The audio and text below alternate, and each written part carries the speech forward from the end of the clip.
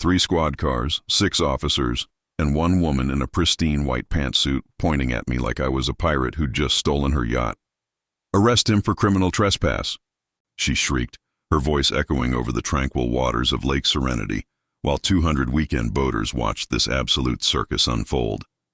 The morning sun hit her diamond studs, making her look like a frantic, angry disco ball. That was the moment I pulled out the document, just a plain yellowed piece of paper. That was about to vaporize her entire world. Because what Eleanor Vance, president of the Lake Serenity Homeowners Association, didn't know yet was that I didn't just own the small dock I was standing on. I owned the entire damn lake. All the water, and every square inch of the muddy bottom, including the exact spot her ridiculous $3 million floating clubhouse was anchored to. Ever had someone call the cops on you for simply existing on your own property, then try to get you arrested for trespassing on the land you actually own? Drop a comment below and let me know your worst HOA nightmare, because I promise you, it probably can't top this one. My name is Caleb Finn, and 5 years ago, I was pulling black boxes and bodies from the deep, working as a maritime salvage diver. It's dirty, thankless work, spending your days in water that smells like diesel and decay, looking for things people wished stayed lost. But that changed 3 years ago, when my metal detector screamed 40 feet below the surface of Lake Serenity, leading me not to a sunken plane, but to a scatter of Civil War-era gold coins. About $5.2 million worth, to be exact. The state tried to fight me for 3 years. Salvage rights are salvage rights, but during all that legal wrangling, while I was buried in county records at 2 a.m., because insomnia and lawsuits go hand in hand, I stumbled across something unbelievable. See, the lake was man-made, flooded over an old copper mine back in 1905. The mining company had sold the surrounding shoreline parcels to developers, but they, unbelievably, held on to the submerged property rights, probably thinking underwater real estate was completely worthless. Those rights passed through shell companies for a century until they landed in a nearly forgotten county tax auction, one that nobody, apparently, bothered to attend. I bought those submerged rights, the entire lake bottom, for $15,000. The county clerk, an old woman named Martha who'd been filing papers since before I was born, looked at me like I'd completely lost my mind. "Son," she said, stamping the deed with the tired enthusiasm of someone processing a 5th divorce, "you realize this is just mud and fish poop, right?" I just smiled, paid cash, and walked out with a piece of paper that was functionally a nuclear device. I bought my modest cabin with the first clean chunk of gold money. Nothing fancy, just a 2-bedroom shack with a view, and built my dock myself. Everything was peaceful until Eleanor Vance arrived. She rolled up at 6:30 a.m. in a custom pearl-white golf cart, the Lake Serenity HOA emblem emblazoned in gold leaf, looking like a suburban warlord descending from a gated heaven. Her white pantsuit was so sterile it seemed to repel dirt through sheer entitlement. "Mr. Finn?" she announced, pronouncing my name like it was something stuck to the bottom of her designer shoe. "I am Eleanor Vance, president of the Homeowners Association. You have 24 hours to join our community, pay the initial fee, and sign the covenant. Or you must cease all marine activity immediately." She flashed a polished iPad at me, showing pre-filled violation notices. I wiped my hands on an old engine rag, the smell of marine grease mixing with the fresh pine air. "I'm sorry, what HOA? I've been here 3 years, and this is the first I'm hearing about mandatory membership." Her laugh sounded like a condescending cash register. "Ignorance is not a defense, Mr. Finn. Every property on Lake Serenity falls under our jurisdiction. We maintain the aesthetic integrity and property values that make this place special." As she spoke, her eyes kept flickering nervously toward the massive 3-story clubhouse floating about 200 yards away from my dock. It wasn't the proud glance of an owner. It was the anxious check of a criminal hoping their crime scene was still hidden. "That's interesting," I countered, leaning against my boat, making her step back slightly, like she feared poverty might be contagious. "Because my title company checked specifically for HOA covenants and restrictions." "My deed is completely clean." Her smile froze into a brittle, terrifying mask. "Let me be clear. My husband is the chief legal counsel for Senator Caldwell. We have resources and connections you can't imagine. You can join voluntarily for $500 a month, or we can make your life here extremely uncomfortable until you comply. Ask the Millers how that worked out." "The Millers?" The elderly couple who'd sold their North Shore cabin suddenly last year. The whispered rumor was about their grandson getting harassed and arrested for reckless boating until they simply gave up and moved to Arizona. "I'll think about it," I lied, knowing I needed a little time to figure out if I was dealing with garden variety crazy or organized, criminal crazy. 24 hours, Mr. Finn," she spat, climbing back into her chariot of entitlement. "After that, we implement enforcement protocols. And trust me, we've gotten very, very good at enforcement." That evening, my neighbor, old Jedediah Jed Stone, came over with a six-pack and 4 decades of lake wisdom. He was the one who detailed the Eleanor Vance empire, how she formed the HOA, forcing members to pay for emergency funds, and mandatory dock standardization, which, naturally, only her brother-in-law's construction company was authorized to perform. The story was dark. The HOA wasn't a community. It was a mafia protection racket dressed in linen and expensive sunglasses. Jed showed me the paperwork. Eleanor Vance, née Eleanor Blackwell, was a disgraced pharmaceutical VP, hiding from $1.7 million in civil fraud judgments. The HOA fees were her personal financial life raft. The floating clubhouse was the magnificent masterpiece of her scam, built with $300,000 of other people's money without a single permit, on what she believed was public water. "Silas," Jed warned, his voice rough, "she'll burn you down." The last guy who fought her had his dock mysteriously electrically catch fire. But I wasn't scared. I was excited. Diving taught me that pressure is relative, and Eleanor was about to learn the difference between surface tension and crushing depth. I called my lawyer friend Max, who specialized in weird water rights. "Caleb, you magnificent bastard," Max cackled. "You actually own the lake bottom? The deed is airtight. She has a 3-story building anchored on your property. That's criminal trespass, theft of services, unjust enrichment, and 3 years of commercial lease fees at $3,500 a month.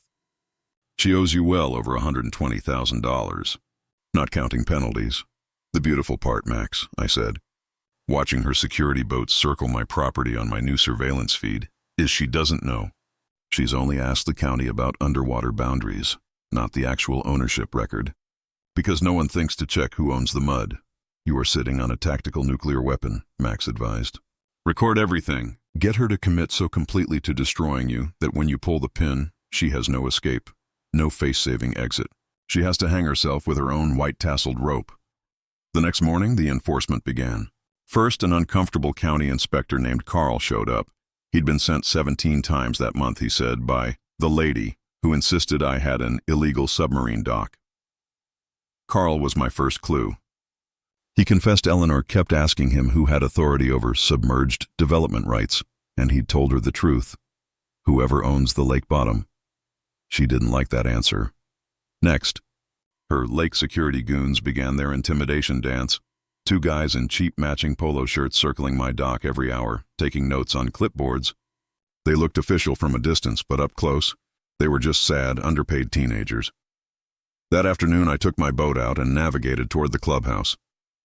Up close, it was architectural arrogance, 3 stories of glass and steel floating on foam platforms. But it was the underside that mattered, a maze of chains and thick steel cables driving massive anchors deep into the lake bottom. My property. I filmed every anchor point, calculating the damages. 3 years of illegal trespassing. Later that day, 3 other neighbors, the Harringtons and a retired teacher named Martha, not the clerk, a different, sharper Martha, came to my dock. They brought muffins and a giant folder of evidence. The Harringtons, a sweet couple, told me how Eleanor had forced them to join, fabricating $7,000 in violations, almost bankrupting them, and going after their son's college applications. "She's a financial terrorist," Martha said, pulling out a spreadsheet. "We've been tracking her money. She's behind on payments to the security company and the maintenance crew. She's not just corrupt. She's broke. She needs your $500 a month and the unanimous community backing for bank loans." The pressure was mounting. But the deeper I got, the clearer the picture became. My resistance wasn't just annoying. It was threatening to collapse her entire house of cards. The inevitable escalation came at dawn. I woke to the sound of heavy machinery. A construction barge with a pile driver was positioning itself next to my dock. Eleanor was on deck in a hard hat that had never seen actual work, directing a crew to drive steel posts into the lake floor around my dock. literally trying to fence me in. I walked out, holding my coffee and my recording phone. "Morning," I called out pleasantly. "You boys know you're driving those posts into privately owned lake bottom?" Eleanor strutted over. "Nonsense, Mr. Finn. These are safety barriers installed at the directive of the HOA. I cut her off, addressing the foreman. "Did she also tell you that driving permanent structures into the lake bottom requires permission from the owner of that lake bottom?" She let out that cash register laugh. "The lake bottom is public property, you idiot. Nobody owns mud and fish waste." I smiled wide and cold. "You might want to verify that assumption before you rack up a few more vandalism charges, Eleanor." The foreman, thankfully an honest man, put his hand up to stop the pile driver. "Ma'am, if there's any question about ownership, we stop. And that 30% upfront check hasn't cleared yet." The construction barge retreated, leaving 3 half-driven posts sticking up like middle fingers aimed at Eleanor's authority. 2 hours later, the final pathetic act of her play arrived, a full-blown circus. Eleanor had called the state police, claiming an armed standoff at the lake. 3 county cars, 2 state troopers, all because I wouldn't join her fake club. The lead officer, Deputy Williams, looked exhausted. "Mr. Finn, we received reports of threats with a deadly weapon and criminal trespass." I walked over, hands visible. "Deputy, I've been on my own property all morning, drinking coffee, watching Mrs. Vance try to build a fence around my dock." Eleanor materialized, pointing wildly. "He threatened my workers. He's dangerous." "Ma'am," Deputy Williams asked with the patience of a saint, "did you actually see any weapon?" "He threatened me." "That's assault!" "Actually," I interrupted, pulling out my deed, holding that precious yellow paper up to the sunlight. "I have video of the entire morning, but first, Deputy Williams. There's something you should know. Mrs. Vance has been attempting to build structures on my property without permission."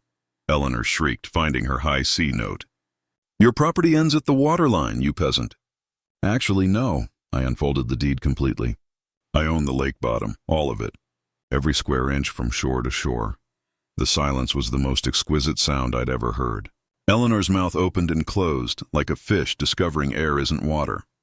Her husband, Richard, who had appeared from their mansion, went pale as printer paper. The deputies looked at the deed, then at the $3 million floating clubhouse anchored 200 yards away, and back at Eleanor. Deputy Williams calmly called dispatch to verify the land records. After a minute, she looked at Eleanor with an expression that said, "I am absolutely done with your nonsense, ma'am.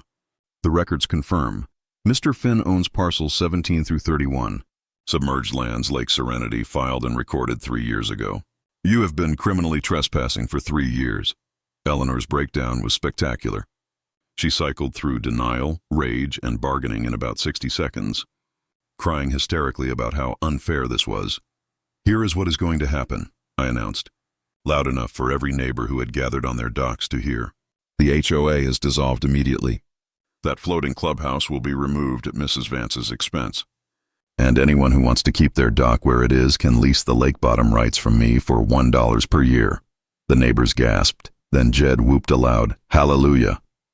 "However," I continued, looking directly at the Ashford Vance couple, "Mrs. Vance owes me 3 years of commercial rate lease fees for that clubhouse. At $3,500 a month, plus the cost of removal, that's well over $150,000, and I'm filing liens this afternoon." Richard Vance, looking like he'd aged 20 years, spoke for the first time. "We agree. We agree to everything." The next few hours were a blur of paperwork. The HOA was dissolved. The financial audit that followed confirmed everything, over $400,000 embezzled. The IRS, the EPA, and the state attorney general all jumped in. The Vances were forced to sell their pristine mansion at a loss just to cover the expenses. 6 months later, I sat on my rebuilt dock, watching a demolition crew dismantle the clubhouse piece by piece. The neighbors all came out with lawn chairs, applauding when the last section was loaded onto a barge. It wasn't just a demolition. It was a ceremonial end to an oppressive reign. I kept my promise. Every neighbor got a $1 lease agreement. The spot where the clubhouse floated? I keep it empty, a 100-foot square of open water. A reminder of what happens when power goes unchecked. The last I heard, Eleanor tried to start an HOA in her Florida retirement community, but the residents quickly Googled her name and shut her down. Richard divorced her. As for me, I still live here. The brass plaque on my dock still reads Serenity Marine Research. And technically, we are researching something. How a community can thrive when people respect each other's boundaries, both literal and figurative. The results so far are promising. What do you think? Did I take it too far? Was $1 a year too generous? Or was the ultimate justice just watching her whole life sink when she realized she was trespassing on the very ground she was trying to control? Let me know your thoughts in the comments. Hit that like button if you think this was justice served ice cold, and subscribe for more stories where the little guy wins.